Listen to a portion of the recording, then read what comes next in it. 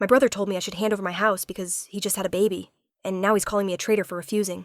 So, last week, Mark showed up at my doorstep completely unannounced, holding his newborn in one arm and a thick folder of papers in the other. He said he had something important to talk about. I figured maybe he needed parenting advice, or just wanted a breather from the chaos of being a new dad. Turns out, I couldn't have been more wrong. Before I could even pour him a cup of coffee, he cut me off mid-sentence and said, "You don't need this house anymore. You should give it to us. We've got a baby now." At first, I actually laughed because I thought he was joking, one of his dumb, offbeat attempts at humor. But then I looked at his face and realized he was dead serious. There wasn't even a hint of a smile. I waited for the punchline that never came.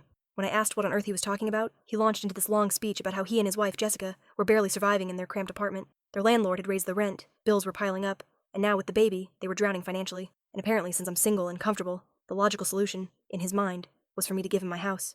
Let me back up for a second. This house isn't just any house. It was left to me by my grandparents when they passed a few years. It's not some fancy mansion, but it's everything I ever wanted. I spent my childhood summers here, made 1,000 memories inside these walls, and when it officially became mine, I poured almost all my savings into fixing it up. New kitchen, new flooring, updated plumbing, the whole deal.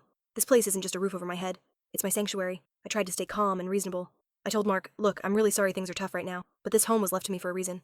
I've worked hard to make it my own." But he wouldn't let it go. He hit me with, "You don't have a family. It's selfish to keep all this space to yourself when we have a child to think about." A minute later, Jessica came in from the car. Apparently, she'd been sitting out there waiting for her big entrance. She started going on about how family is supposed to help each other, how they'd already mapped out where the nursery would go, how they could make this house work for their growing family. The nerve. Then she said I could just rent a nice apartment somewhere since, quote, "You're just one person." I was stunned, completely speechless. I finally told them, "No, this is my home, and I'm not giving it up." That's when things took a turn. Jessica started crying, and I swear it looked forced, mumbling. I knew she wouldn't understand. She's always been selfish. Mark's tone changed too. He got defensive and started accusing me of hoarding resources. He actually said, "It's not fair that you have all this while we're struggling to survive." By then, I was shaking with anger, trying hard not to lose it. I told them to leave, but before walking out, Mark slapped that folder down on my coffee table and said, "Think about it. It's what's best for the family." After they finally left, I opened the folder and couldn't believe what I saw. Pages of plans. They had everything mapped out. A moving timeline, a detailed budget, even a drafted letter to my HOA announcing the transfer of ownership. It was like they'd already decided it was theirs. The level of entitlement was insane. The next day, things somehow got worse. My parents called, and guess whose side they're on? Yep, Mark's. My mom said, "Sweetheart, you don't need such a big place. Mark has a baby now. Family comes first." My dad chimed in saying, "You're single, you can be flexible." They can't. I tried explaining that this isn't about space or money. It's about respect and boundaries, but it felt like talk. Every time I said no, they acted like I was the villain of the story. The part that hit hardest was when my mom said, "I thought we raised you better than this." Like I was the one being heartless. For a couple of days, I actually questioned myself. Maybe I was being selfish. Maybe I should just let them have it. But then I looked around at everything I'd built. The nights I spent sanding floors, painting walls, saving every dime to turn this house into a home. That's when it clicked. It wasn't about the house. It was about how little they respected my effort, my independence, or my boundaries. When I told Mark one last time that I wasn't giving them the house, he completely lost it. He accused me of tearing the family apart and called me heartless. Then he stormed off. A few hours later, Jessica posted a long, dramatic Facebook rant about toxic relatives who abandon family in times of need. She didn't name me, but she didn't have to. Everyone knew. Now I'm getting messages from extended family asking why I won't help poor Mark and Jessica. Lately, it feels like I'm being attacked from every direction. I honestly don't know how to handle it anymore. It's like the whole family decided to turn on me overnight, all because I said no to something completely absurd. And then came the final straw. This morning, Mark texted me, "If you don't do the right thing, don't expect to be part of our lives anymore, and that includes your nephew." Reading that felt like someone punched me in the chest. But here's where it gets worse. If you thought my brother demanding my house was bad, buckle up, because things have spiraled into something I never saw coming. After that blow-up at my place and Jessica's little Facebook pity parade, I figured maybe the drama would die down. Surely they'd realize how insane the whole thing sounded and let it go. But no. A few days later, I came home from work and saw an envelope taped to my front door. Inside was a notice of legal action. Yeah, you heard that right. Legal action. My brother and his wife are trying to sue me for my own damn house. At first, I thought it was some kind of sick joke. Who does that? But as I started reading through the papers, my stomach dropped.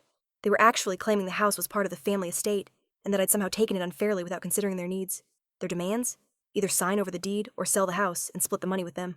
I sat there at my kitchen table just staring at the documents, trying to process the fact that my own brother had gone this far.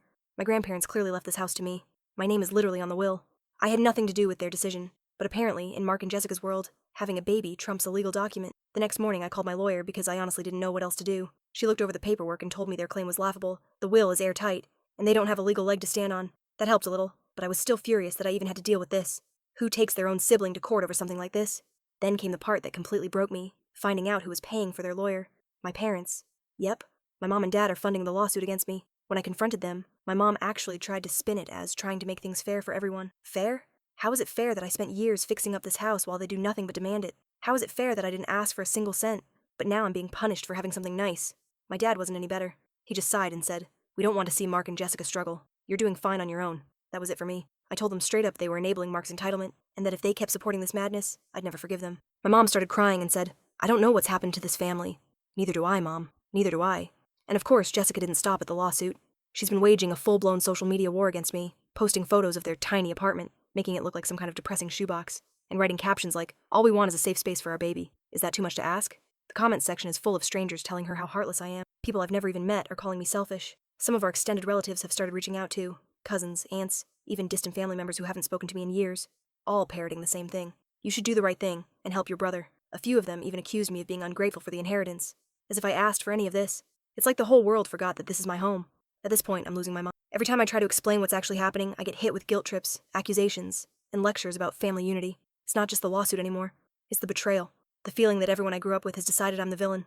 And just when I thought it couldn't get worse, it did. While I was reviewing the court documents with my lawyer, I noticed something strange. Buried deep in the stack was a page referencing a family agreement I supposedly signed, a document stating that the house was meant to be shared among siblings. I froze. I've never seen that paper in my life. When I showed it to my lawyer, he took one look and said what I was already thinking. The signature was forged. I was livid. Who forges their own sibling's name to try to steal property? My lawyer said it was almost certainly Mark or Jessica, but proving it would take time. Meanwhile, they'd been running around telling everyone that I'm the one dragging things out to punish them. And as if that wasn't enough, a friend of mine spotted Jessica shopping at a high-end baby boutique last week, spending hundreds on designer nursery furniture. This same woman has been crying online about how tight money is. She's also posting pictures of fancy dinners and spa days in between her sad little "we're struggling" updates. So much for making ends meet. At this point, I'm starting to think this was their plan from the very beginning. Guilt trip me, manipulate the family, and grab the house for themselves. Did they really see me as an easy target? Did they honestly think I'd just roll over and hand them my house, just to keep the peace? The thought alone makes me sick. I've always done my best to be there for my family. But this feels like a betrayal I'll never recover from. The lawsuit is still ongoing, though my lawyer keeps assuring me we'll win without question. But the truth is, the damage is already done. My family isn't just fractured, it's shattered. Every time I think about what they've put me through, I'm hit with this mix of rage and heartbreak that's impossible to describe. And as if things couldn't get more twisted, Mark showed up at my house again yesterday. He stood there on my porch, baby carrier in hand, and said with a cold smile, "You're going to regret this. When the baby grows up, they'll know what kind of aunt you really are." I didn't even bother responding. I just closed the door and locked it. I don't know how all of this will end, but I know one thing for sure. I'm not giving up my house. If that makes me the villain in their story, then so be it. Final update. At this point, it's not even about the house anymore. It's about a family secret that's completely destroyed everything I thought I knew about my own life. To recap, my brother Mark and his wife Jessica are suing me for the home my grandparents left me.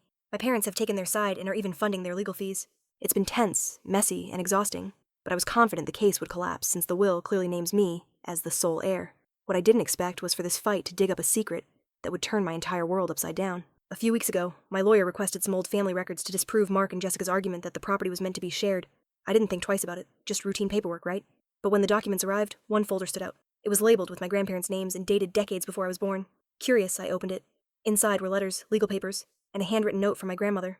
What I read next made my stomach drop. Turns out, Mark isn't my full brother. He's my half-brother. Before my parents were married, my mom had an affair with another man, Mark's biological father. My grandparents found out, and though they were furious, they agreed to keep it secret for the sake of family harmony. The letters revealed that when Mark was born, his biological father gave my mom a large sum of money intended to support Mark's future. My grandparents used part of that money to buy the house that eventually became mine. I just sat there in silence, reading the letters over and over, feeling like the ground had disappeared under me. My entire childhood, I thought we were just a regular, if slightly dysfunctional family. But this was betrayal on a level I couldn't even wrap my head around. My mom had lied for decades, and now the truth had come crawling out through a lawsuit. At first, I didn't know what to do. Should I confront her? Tell Mark? I decided to sit with it for a few days, let the shock settle. But as secrets tend to do, it didn't stay buried for long. Last week, during another argument with Mark, he suddenly snapped and said, "You don't even know the whole story. You're not the only one Grandma and Grandpa screwed over." I froze. My heart started pounding. When I asked what he meant, he looked right at me and said, "You know I'm not your full brother, right?" I was stunned. He knew. He'd known. Apparently, our mom told him everything when he was a teenager. Instead of feeling hurt or betrayed, he decided it meant he was owed something. Specifically, this house. He claimed that since the house was bought using money from his biological father, it was rightfully his inheritance. That's why he feels entitled to it. That's why he's done all of this. When I asked why he hadn't said something sooner, he told me, "Because I knew you'd never give it up willingly."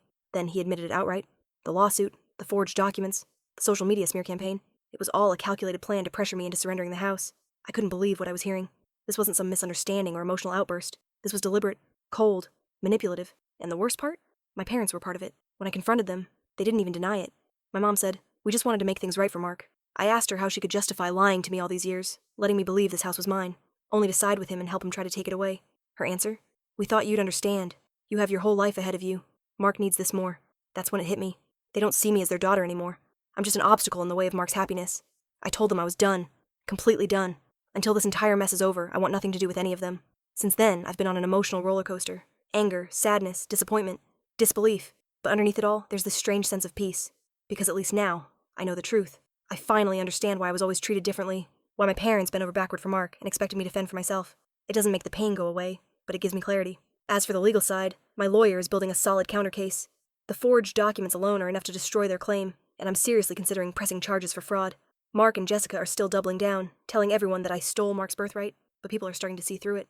Some of our relatives have switched sides after learning the truth. The house is still mine, and I'm not letting it go. But the cost of keeping it has been heavier than I ever imagined. My relationship with my parents and Mark is beyond repair. I don't know if I'll ever forgive them, but one thing I know for certain, I'm done being the family scapegoat.